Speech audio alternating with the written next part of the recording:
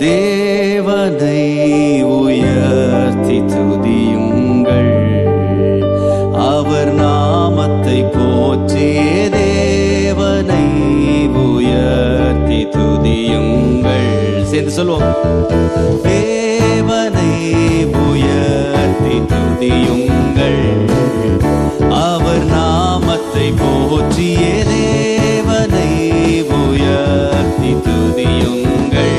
சொல்லும் தேவனின் செயல் அதிசயம்